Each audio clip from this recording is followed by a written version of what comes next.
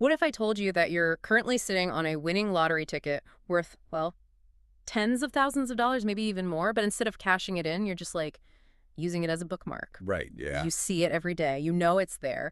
You just, you don't realize what it's actually worth. It's a really profound blind spot that we all have, honestly.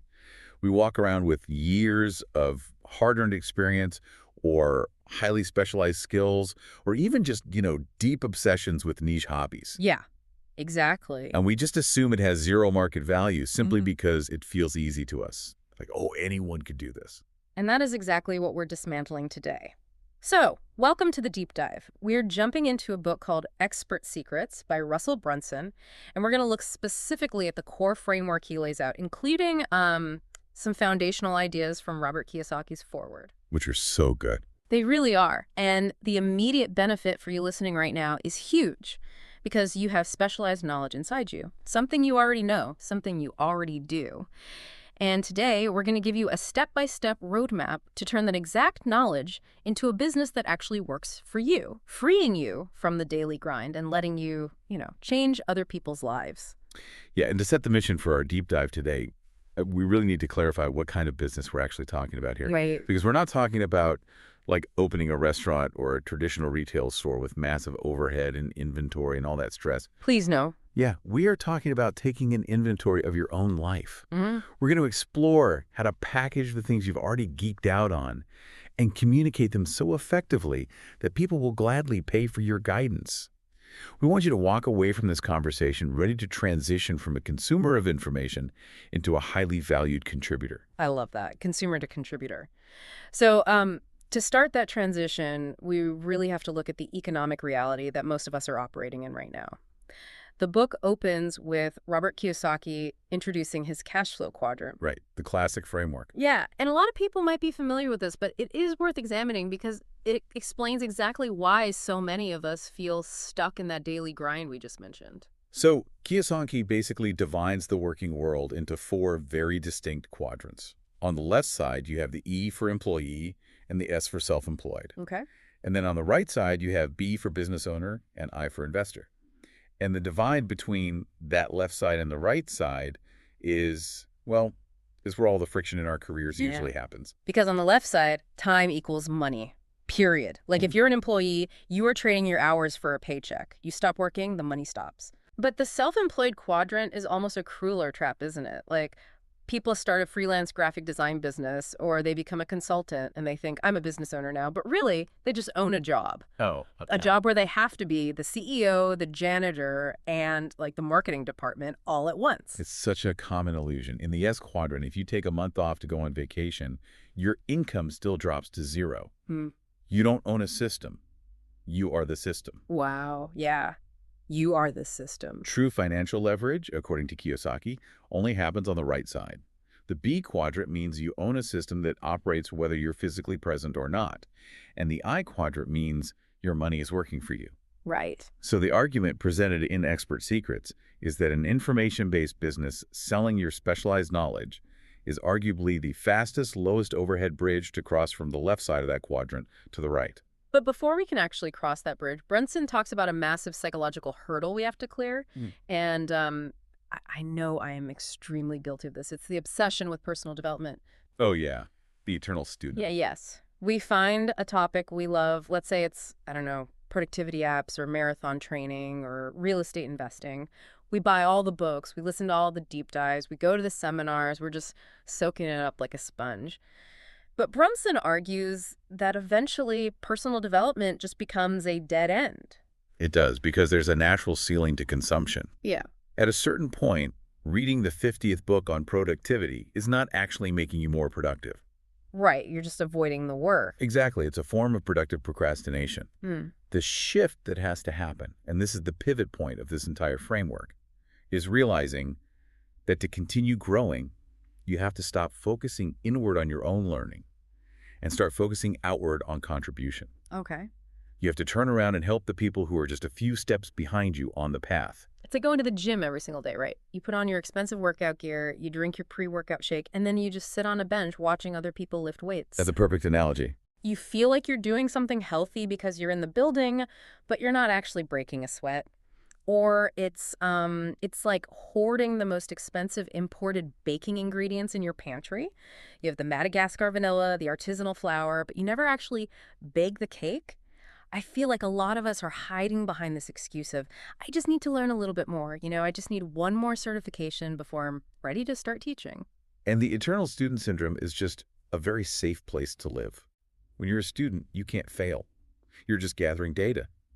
Stepping up and saying, I know how to solve this problem, let me show you. Well, that requires vulnerability. Yeah, it's scary. You might be wrong. Yeah. People might criticize you. But the reality is the information you're hoarding could fundamentally alter someone's life. It could repair a broken marriage. It could help someone get their health back. Or it could save their struggling business. Wow. Hoarding that knowledge out of fear is actually a disservice to the people who desperately need it. Which means we basically have a moral obligation to move into the contributor phase. So let's make this actionable for you listening right now. We want to identify your baseline expert topic. Think about your daily life. What is the one thing your friends, your family, or your coworkers constantly text you about? Yes, look for the patterns. Are you the person everyone asks to review their resume?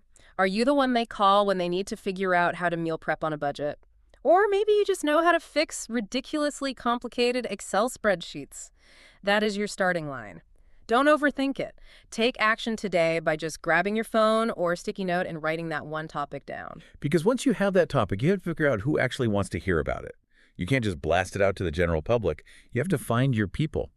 And the book describes this as finding a submarket full of irrationally passionate people. Irrationally passionate, that is such a specific phrasing. So we're not looking for people with just a passing interest? Not at all. If someone has a passing interest in golf, they might, watch a tournament on television if nothing else is on.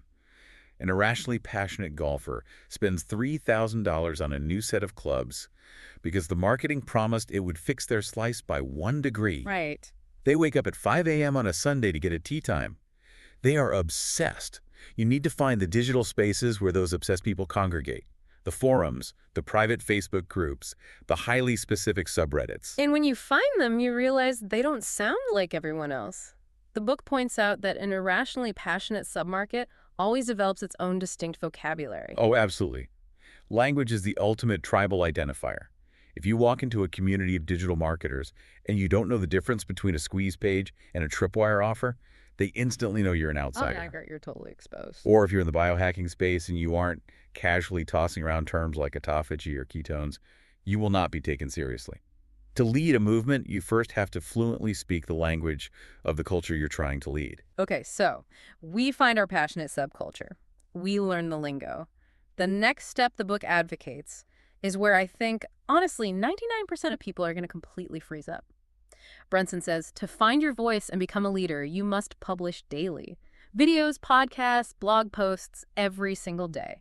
And the brutal part, you have to do it even when absolutely no one is listening. It is entirely counterintuitive. We're conditioned by social media to believe that if you post something and it gets 0 likes, it was a total failure. Right. But in this framework, those initial 0 view days are actually a requirement. You aren't publishing for an audience at that stage. You are publishing for yourself. It feels exactly like a stand-up comedian. I've heard interviews with famous comics, and they all talk about those early years working out new material in empty clubs on a Tuesday night. There might be 2 people at the bar, and neither of them is even paying attention. The comic isn't there for the applause. They're there to build the muscle memory of communication. They're figuring out where to pause, how to inflect their voice, and with words make the joke land.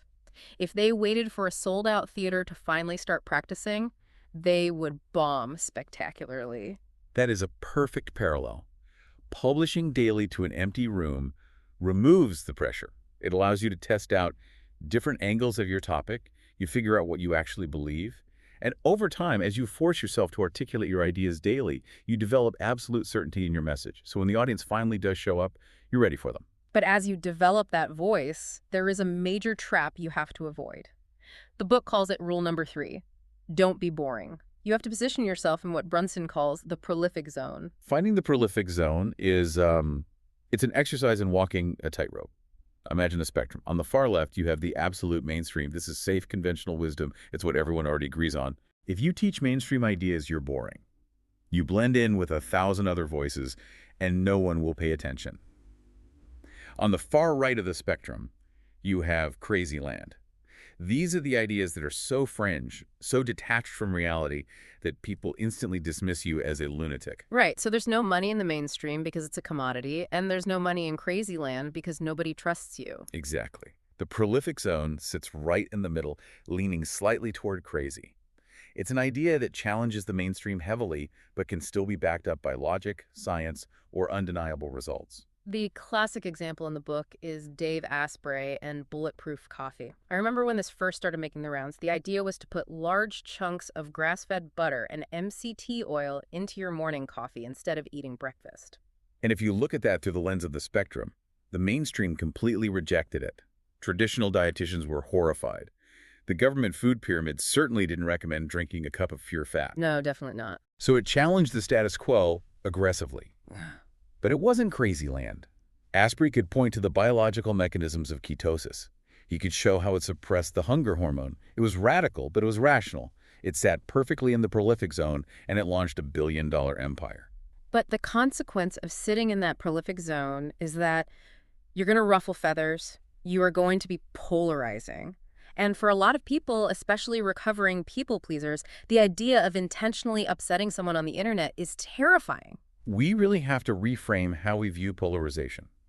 Polarity is not a mistake. It is a vital feature of a successful movement. Neutrality does not change lives, and neutrality certainly doesn't build a loyal following. Right. If your message is so watered down that you're trying to appeal to every single person on Earth, you will end up appealing to absolutely no one. It's the old saying, if you're for everyone, you're for no one. Yes. When you take a firm stance in the prolific zone, you will inherently alienate people who firmly believe in the mainstream approach. They will push back, they might leave angry comments. But that friction is mathematical proof that your message has an edge. Wow. The people who disagree with you serve a vital purpose. They validate the people who do agree with you. Your true fans will rally around you even harder when they see you standing up against the conventional grain. So you have to develop a thick skin. And part of developing that thick skin is also realizing the value of what you are putting out there. This brings us to a really uncomfortable concept for a lot of early creators. Rule number 5, valuing your worth. Specifically, the idea that people who pay attention. There is a deep psychological flaw in how humans perceive value. We assume that if we have incredibly life-changing information, the most noble thing to do is to give it away for free so everyone can access it. But Brunson tells a very telling story in the book. He ran a high-level mastermind group that cost tens of thousands of dollars to join. He had a close friend who wanted to be in it but couldn't afford it. So out of the goodness of his heart, Brunson gave his friend a free ticket. And let me guess. The friend took the information and built a massive empire. The friend did absolutely nothing. Of course. He attended the meetings, heard the exact same proprietary strategies as everyone else, and never implemented a single thing. Meanwhile, the people in that room who'd written a massive, painful check took ferocious notes, stayed up all night building their systems, and generated millions of dollars. That's incredible. The information was identical. The only variable was the financial commitment. Undervaluing your expertise doesn't help your audience. It actually robs them of the psychological pressure they need to execute the work. That is a tough reality to accept, but it makes perfect sense. If I get a free trial to a gym, I might go once. If I prepay $1,000 for a personal trainer, I am showing up at 5 a.m. in a blizzard. Exactly. So, how do we start putting all this into practice? Here's your daily life application for this section. Don't wait for someone to tell you that you're an expert. Don't wait for a perfect studio setup. Pick up your smartphone today, hit record, and talk for exactly 2 minutes about that passion topic you wrote down earlier. Yeah, just start. Take a stance, lean into the prolific zone. You don't have to upload it to YouTube or Instagram. Just practice talking to the camera. Practice finding your voice when the room is empty. And as you practice, you need to transition from just talking about a topic to actually offering a structured solution. That brings us to a critical shift in the architecture of your business. You can't just offer people an improvement on what they're already doing. You have to craft a new opportunity. This blew my mind when I was reading the source material, the opportunity switch. I always assumed that if I wanted to sell a course on, say, Facebook ads, I just needed to tell people I could make their current ads 10% better. But the book says that is the worst way to sell. It's a terrible way to sell because you are fighting human nature. Let's stick with your Facebook ads example. If someone is currently running ads and losing money, it is a painful, frustrating process. If you come along and offer an improvement, what they hear is, I'm going to make you go back into that painful, frustrating dashboard, and you're going to have to work even harder to fix all the things you were doing wrong. Oh, man. An improvement offer acknowledges their past failures and tells them to try harder. It sounds exhausting. Precisely. A new opportunity entirely bypasses their past failures. You aren't telling them to fix their broken vehicle. You're offering them a completely new vehicle. You tell them, the reason you are failing isn't your fault. The old era of Facebook ads is dead. I'm going to show you this entirely new platform using AI-driven video marketing. Suddenly, their past failures don't matter. They have a clean slate. Hope is restored. To clarify what your new vehicle actually is, the book provides a very simple formula called the who and what statement. It is literally just filling in the blanks. I'm going to teach who how to what. It forces absolute clarity. You can't be vague. A bad statement is, I am going to teach people how to be healthier. Too broad. Exactly. A great statement is, I am going to teach working mothers how to use intermittent fasting to regain their energy without cooking separate meals for their kids. You have identified a highly specific submarket, and you have introduced a specific new mechanism. But the internet is noisy. Even if you have a great new opportunity, how do you get anyone to stop scrolling and actually look at it? You have to pull them out of what marketers call the red ocean, where all the sharks are fighting over the same bloody water, and move them into a blue ocean of uncontested space. The book outlines 5 curiosity hooks to do this. I want us to really break these down because this is where the theory turns into actual copywriting. The curiosity hooks are frameworks for framing your message so that the brain literally cannot ignore it. The first hook is little known, big differences. This is where you introduce a tiny, obscure detail that produces massive results. For example, if you're a fitness coach, you might say, the little-known 2-minute ankle stretch that instantly adds 20 pounds to your squat max. Oh, I'd click that. Right. It's highly specific, it sounds easy, and the result is huge. Okay, the second one is well-known, little understood. This feels like you're taking something everyone thinks they know and flipping it on its head. Exactly. You leverage their existing familiarity but introduce a knowledge gap. In personal finance, everyone knows about compounding interest. So your hook might be why the traditional math of compounding interest is actually keeping you broke, and the little understood adjustment the ultra-wealthy use instead. Wow. You're taking a well-known concept and telling them they've been holding it upside down. The third hook is this changes everything. Yeah. This relies on a disruption in the market, right? Yes, it creates urgency based on an external shift. How the new Apple privacy update changes everything you know about digital marketing and the one strategy you need to pivot right now. It tells the audience that their current knowledge is obsolete and they must pay attention to survive. Fourth is the crystal ball theory. I love this one because it positions you as a visionary. You are predicting the inevitable collapse of a current trend and offering your new opportunity as the lifeboat. Why the current boom in short-term rental investing is a massive bubble waiting to burst, and how to position your portfolio for the fallout. That's so compelling. People are inherently risk-averse. If you convincingly predict a storm, they will want to buy your umbrella. And the final hook is revisiting the fundamentals. In a world where everything is getting insanely complicated, this hook feels like a breath of fresh air. It's the counter-movement to complexity. Forget the 20-step morning routines and the expensive supplements. We are going back to the absolute fundamentals of deep sleep and sunlight. It appeals to people who are exhausted by the relentless demands of the modern improvement industry. So you pick one of those hooks to frame your message. But here is the terrifying part for a creator. You have this great hook, you have your topic, but you still don't know if anyone is actually going to buy the course or the coaching program you want to build. The graveyard of the internet is full of beautifully designed 6-month masterclasses that launch to 0 sales. That is the ultimate fear, wasting months building something in a vacuum. And the solution provided in the book is brilliantly simple. It's called the Ask campaign. This completely flips the product creation model backwards. It does. Instead of guessing what your market wants to buy, you force them to tell you before you build a single thing. You set up a very simple one-page website, you drive your submarket to it, and you ask one question. What is your absolute biggest challenge regarding your topic? And human nature being what it is, people will complain. They will tell you exactly what is frustrating them. They'll write paragraphs. And in exchange for them taking the time to answer, you offer them a free ticket to an upcoming live masterclass where you promise to answer those exact questions. So they are literally handing you the syllabus for your course. If 80% of the survey responses ask about how to get over the fear of public speaking, you don't build a module on microphone tech, you build a module on the psychology of fear. Exactly. It guarantees market fit. But this leads to a massive point of friction in the book, and I really need to push back on this. Go ahead. The ultimate goal here, Kiyosaki's whole premise, is to build a business that creates financial freedom. We want to get paid for our expertise. But Brunson advocates that when you're just starting out, you should run a beta group and work for free.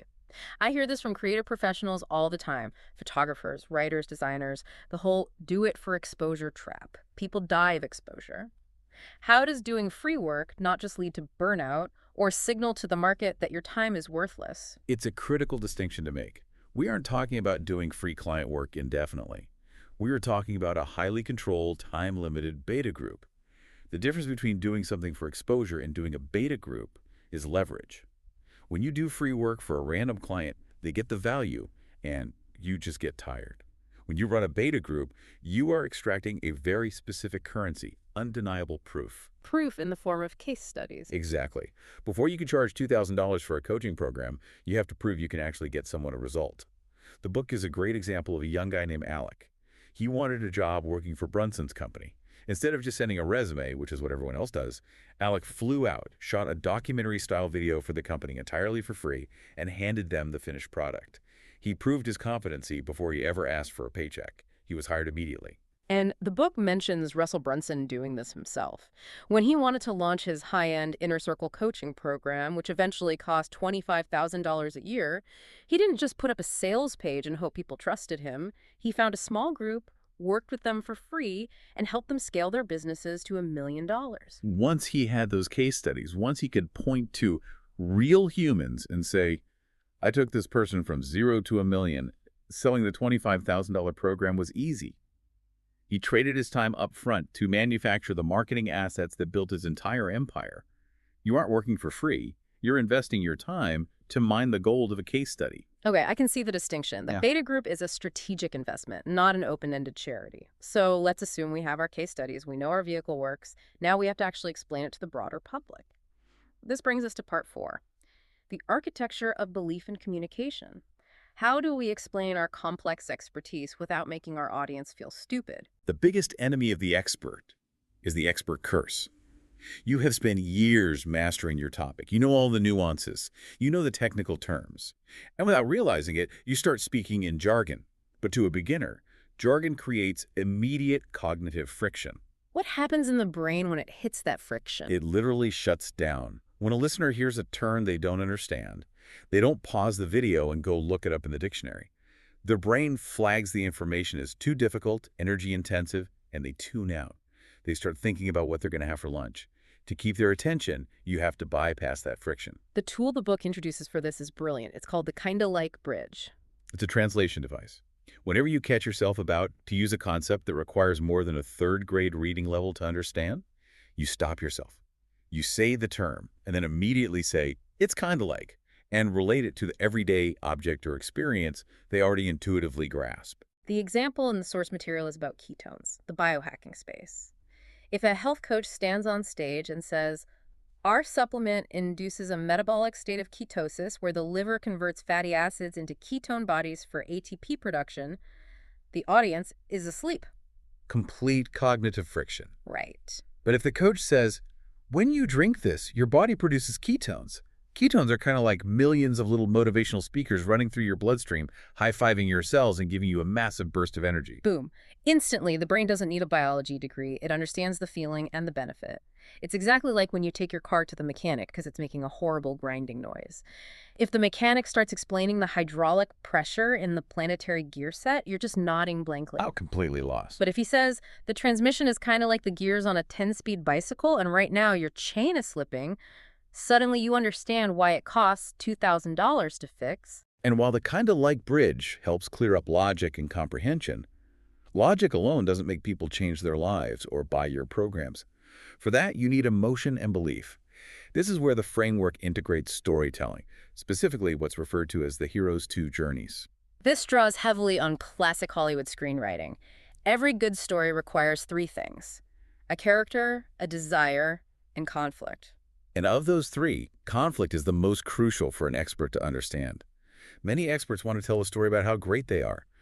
I wanted to be rich, so I built a real estate system, and then I became rich. That's not a story, that's a resume. And it's boring. It's so boring. Conflict is the engine of emotion. It's the obstacles, the crushing failures, the moments of doubt that make the audience lean in. Because when they see your conflict, they recognize their own struggles in you. Exactly. They realize you're human. The external journey is you trying to achieve a goal. The internal journey is how you had to change as a person to overcome the conflict. When you share that vulnerability, you forge an unbreakable emotional bond with the listener. And speaking of forging bonds, the book highlights one of the most powerful psychological tools I have ever seen. It references Blair Warren's one-sentence persuasion. It is a masterclass in building instant rapport, and I want to take the time to really unpack this sentence because it's dense. It is a single sentence that encompasses the deepest drivers of human behavior. Blair Warren wrote that people will do anything for those who encourage their dreams, justify their failures, allay their fears, confirm their suspicions, and throw rocks at their enemies. Let's actually pause there because that feels almost dangerous. Let's break down how an expert actually uses those 5 pieces in their communication. Let's start with encourage their dreams. Most people's dreams are constantly being belittled by their peers. You can't start a business, it's too risky. As the expert, you become the one voice saying your dream of financial freedom is not only valid, it is completely achievable. You become their champion. Then you justify their failures. This one is so powerful. It's the psychology of saying it's not your fault. If someone is overweight, they carry immense guilt. If you tell them it is not your fault you failed at those diets, the traditional food industry literally engineered those products to bypass your satiation signals. You lift a crushing weight off their shoulders. You aren't blaming them. You are explaining the systemic issue. You become their ally. Then you allay their fears. You anticipate the scary part of the journey. I know you're terrified of the technical side of setting up a website.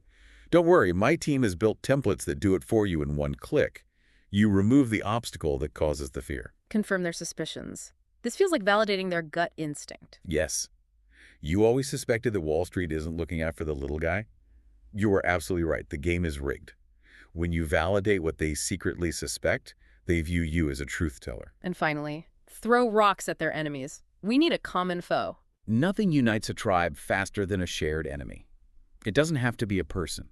Your enemy could be the confusing tax code, the corrupt diet industry, or even just the concept of procrastination. When you stand side by side with your audience and throw rocks at the thing holding them back, they are loyal to you forever. It is absolute psychological mastery. So here is your daily life application for this communication section. You can practice this today. In your next work meeting, or even when you're trying to explain a complicated situation to your partner, listen to your own words. Catch yourself using industry jargon. And when you do, actively deploy a kinda like bridge. Notice how the fiction disappears and how much faster they understand what you are trying to say. Once you've mastered that communication, once you can explain your new opportunity and build belief through storytelling, you arrive at the ultimate hurdle, part 5. The moral obligation to sell. This is where the framework introduces the perfect webinar, which is the structural vehicle for presenting your expertise and actually asking for money. And the foundational mindset here is critical. Selling isn't a necessary evil. If your vehicle truly helps people, if it gets them out of pain, then withholding it because you're afraid to ask for money is actually selfish. To sell effectively, the presentation focuses entirely on knocking down what Brunson calls the big domino. Explain the big domino concept. Your audience has dozens of objections. I don't have time. I don't have money. I'm not smart enough. If you try to argue with every single objection, you will exhaust yourself and them. The big domino is the one core belief that, if they adopt it, renders all other objections irrelevant. So, for example, if your new opportunity is the software that automates real estate investing, the big domino might be, if I can make them believe that automated lead generation is the only way to survive the current housing market, and that my software is the only tool that does it correctly, then they have to buy. If they believe that, the I don't have time objection disappears because they realize they don't have time not to use it. Yes. The entire teaching portion of your presentation is dedicated to proving that one big domino belief, through your stories and your case studies. But eventually you reach the end of the teaching phase. You hit the transition. The pivot. This is the moment where 99% of people freeze up. They've been giving great advice, the audience loves them, and now they have to switch gears and say, okay, now get your credit cards out. It usually feels incredibly jarring and awkward. The awkwardness comes from a sudden shift in the power dynamic. You go from a benevolent teacher to an aggressive salesperson. Brunson provides an exact script to completely eliminate that friction. You don't demand a sale. You simply ask for permission to transition. You literally stop and say, is it okay with you if I spend the next 10 minutes going over a very special offer I created to help you implement everything we just talked about? And then, crucially, you wait. You wait for them to type yes in the chat or nod their heads in the room. The psychology of this is profound. By asking permission, you hand the power back to the audience. When they consent to the pitch, they lean in. They don't feel sold to the setter. They feel like they have invited a trusted advisor to show them a solution. Once they say yes, you introduce what is called the stack. And there's a very specific way to do this wrong. The amateur move is to get deep into the logistical weeds. You start explaining that Module 3 has a 14-page PDF and Module 4 has 2 hours of audio. People don't buy logistics, they buy transformations. The stack is a rapid 30-second, high-level recap of the value they're getting. You anchor it all with proof. You bring back those case studies from the beta group. You remind them that normal people, just like them, use this exact stack to get massive results. And then, before you ever reveal the actual price of the program, you establish its true value using I-false statements. This is a great thought exercise. How does an I-false statement work? You ask the audience to evaluate the ultimate outcome. You say, I am not going to charge you $50,000 for this, but let's pretend I did. If all this program did was finally allow you to quit the job you hate and work from home, would it be worth $50,000? And in their head, they are thinking, well, yeah, buying back my freedom for the rest of my life is easily worth 50 grand. Exactly. You get them to agree on the astronomical value of the result. So when you finally do the price drop, when you reveal that the program isn't $50,000, it's only $2,000, it feels like an absolute steal. You combine that massive discrepancy in value with a rock-solid money-back guarantee to remove the risk, and the offer becomes entirely irresistible. During this whole process, you are actively keeping them engaged using trial closes. Trial closes are micro-agreements. Instead of talking at them for an hour, you sprinkle little questions throughout the presentation. Are you getting this? Does that make sense? Isn't that cool? When they continually answer yes to these small questions, you are conditioning them to agree with your logic, making the final yes at the checkout page feel completely natural. And as you wrap up the pitch, the book gives you specific closing arguments to use. One is the disposable income close, where you gently point out that they're already wasting money. You might think $2,000 is a lot, but you spent that much last year on coffee and subscription services that you don't even use. So true. Or the information alone close, which addresses the elephant in the room. You could try to Google all of this, but if Google was enough, you would already have the result. You don't need more information, you need a guide. But I have to stop here and push back on this entire section, because I know what people are thinking. They're listening to us talk about price drops and trial closes and stacking value, and their skin is crawling. Selling, using all of these specific psychological triggers, still feels incredibly sleazy to a lot of people. It feels like we're learning how to be a slimy used car salesman. If we are genuinely trying to help people change their lives, how do we stop feeling like our only goal is to extract money from their wallets? It is the most common roadblock experts face, and it requires a fundamental rewiring of how you view money. You have to go up to rule number 5. Those who pay attention. You have to realize that human nature is inherently lazy. If you have a system that can cure someone's chronic back pain and you just email them a free PDF outlining the stretches, they will glance at it, put it in a folder, and continue living in pain. They have no skin in the game. Because it costs them nothing to acquire it. Exactly. Charging them money, even a significant amount of money, is not about you greedily emptying their wallet. It is the required psychological mechanism that forces them to commit to their own transformation. When someone hands over $2,000, they aren't just buying a course, they are making a painful, emotional commitment to finally change their life. The transaction is the moment the transformation actually begins. You aren't taking their money, you are facilitating their commitment. That is a massive perspective shift. The price tag is actually a tool for their success, not just a deposit in your bank account. That completely changes how you view a sales pitch. It makes selling an act of service. And that brings us to a final provocative thought that Russell Brunson weaves throughout this entire framework. It is the driving philosophy behind all of this, the idea that you are just one funnel away. It is an incredibly powerful condensing concept. Consider this. Think back to the vault we talked about at the very beginning of this deep dive. The gold mine of specialized knowledge sitting inside your head right now. Right. What if the only thing standing between your current daily grind, the commute, the annoying boss, the feeling of being undervalued, and a life of massive impact and freedom isn't a lack of talent? What if you aren't missing any knowledge? Right. What if the only thing you are lacking is simply a structured vehicle to share what you already know? You hold the keys. You have the inventory. You just have to build the door to let people in.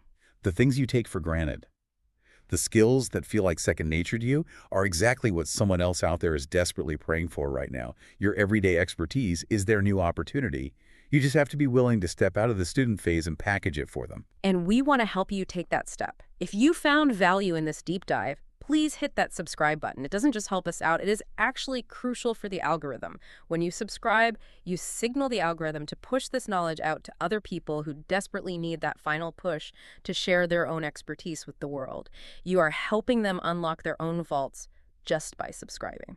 And hey, if you want to dive even deeper into this material and really internalize the scripts and the psychology we discussed today, check out the description below. We've put a link down there explaining exactly how you can listen to the audiobook version of Expert Secrets for free.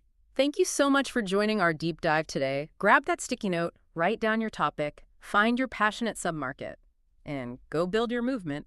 We'll see you next time.